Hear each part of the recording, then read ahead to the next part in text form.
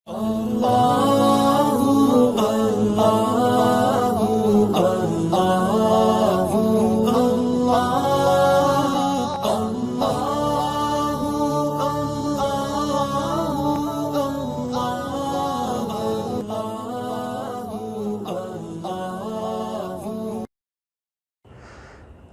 علیکم ورحمۃ اللہ وبرکاتہ۔ انا معکم محمد عبداللہ المشمر المدرس بأکادمیۃ آس لاہور۔ کیف حالکم جمیعا؟ ارجو ان تکونوا بخیر وصحۃ وسلامہ۔ میں امید کرتا ہوں کہ آپ سب خیر و عافیت سے ہوں گے اور آپ کے عربی کے اسباق چل رہے ہوں گے۔ اب تقریباً ہم اس کورس کے آخری مراحل میں ہیں، اس لیے آج کا سبق الدرس الرابع والثمانون، یہ 84 نمبر سبق ہے۔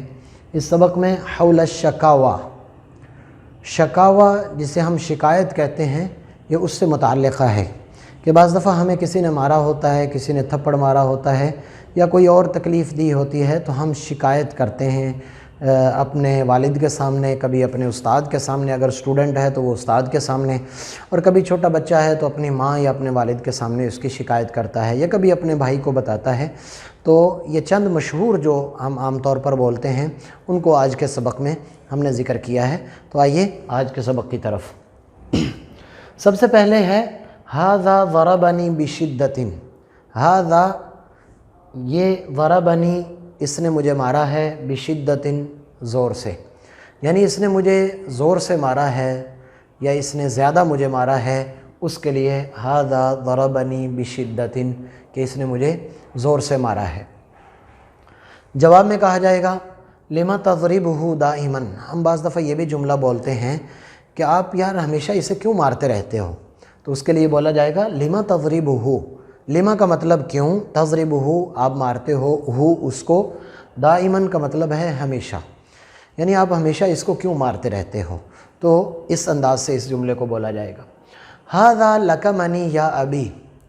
لکمہ، لکمہ سے ہے، لکمہ کا مطلب ہوتا ہے جسے ہم مکہ کہتے ہیں، پنچ کہتے ہیں، تو کہا جائے گا ھذا لکمنی یا ابی، اے والد صاحب، اے والد محترم، ھذا لکمنی، اس نے مجھے، یہ نی جو ہے نا مجھے کا ترجمہ دے رہا ہے کہ اس نے مجھے مکہ مارا ہے۔ تو بعض اوقات لڑائی کے اندر جو ہے وہ ایک دوسرے کو مکہ مارتے ہیں، کبھی کوئی چیز کرتے ہیں، تو اگر کسی نے مکہ مارا ہے تو اس کے لیے عربی بنے گی ھذا لکمنی، ھذا لکمنی۔ تو جواب میں وہ کہتا ہے لما لکمتہ، آپ نے اس کو کیوں مکہ مارا ہے، یا لکع۔ لکع یہ جو ہے عربی تاریخی کتابوں میں بھی اور بعض مقامات پر سیرت کی کتابوں میں بھی، اور اسی طرح کچھ اور جو زمانہ جاہلیت کے لوگ تھے وہ بعض دفعہ اس لفظ کو استعمال کرتے تھے، لکع۔ لکع دراصل کہا جاتا ہے کمینے شخص کو، تو بعض دفعہ غصے میں آ کر انسان کسی کو کمینہ بھی کہتا ہے، تو اس کے لیے لما لکمتہ، آپ نے کیوں اس کو مکہ مارا ہے، یا لکع، یا کا مطلب اے، لکع کا مطلب کمینے۔ تو اگر بہت زیادہ غصہ آیا ہو تو پھر ایسے الفاظ کا استعمال بعض دفعہ ہم کرتے ہیں، اگرچہ کوشش کرنی چاہیے کہ ایسے لفظ کا استعمال نہ کیا جائے، لیکن چونکہ ہمیں سیکھنا ہے کچھ اور سیکھنے کے مراحل میں ہیں ہم، تو لہذا ایسا لفظ بعض دفعہ ہم اسے یاد کر سکتے ہیں تاکہ بوقت ضرورت کام آ سکے۔ اس کے بعد اگلی عبارت ہے ھذا یزعجنی۔ ازعج یزعج، ازعاجن کا مطلب ہوتا ہے تنگ کرنا۔ ھذا یزعجنی، یہ تنگ کرتا ہے، نی مجھے، دائماً، پیچھے بھی میں ذکر کر چکا ہوں کہ دائماً کا مطلب ہوتا ہے ہمیشہ یا استاذ۔ اے استاد محترم، یہ لڑکا یا یہ بندہ جو ہے یزعجنی، یہ مجھے تنگ کرتا ہے، دائماً، ہمیشہ، یہ ہمیشہ مجھے تنگ کرتا ہے۔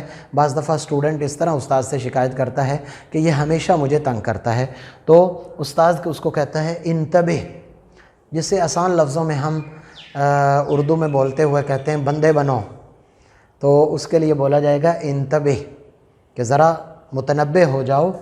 وَإِلَّا ضَرَبْتُكَ، یہ اتنی خوبصورت تعبیر ہے، زبردست تعبیر ہے، بعض دفعہ حدیث میں یہ تعبیر یوں استعمال ہوئی ہے، وَإِلَّا ضَرَبْتُكَ، ورنہ میں تجھے ماروں گا۔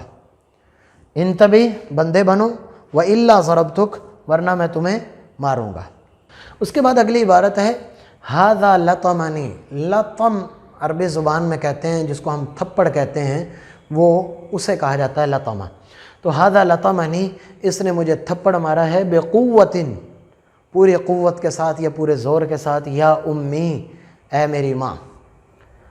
تو وہ ماں کہتی ہے اما تستحی یا ولد، اما تستحی، کیا آپ کو شرم نہیں آتی، یا ولد، اے لڑکے، اما تستحی۔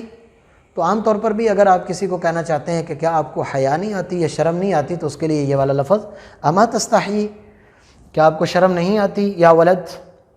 اس کے بعد عبارت ہے ھذا مسکنی من تلابیبی، ھذا مسکا، مسکا کا مطلب ہے پکڑنا، تلابیب یہ جو جگہ ہوتی ہے گریبان جسے ہم کہتے ہیں، اس کو کہا جاتا ہے۔ تو بعض دفعہ ہم یہ بھی شکایت کرتے ہیں کہ اس نے میرا گریبان پکڑا ہے، تو جب آپ نے کہنا ہو کہ اس نے میرا گریبان پکڑا ہے تو اس کے لیے بولا جائے گا ھذا مسکنی، اس نے پکڑا ہے مجھے من تلابیبی، میرے گریبان سے۔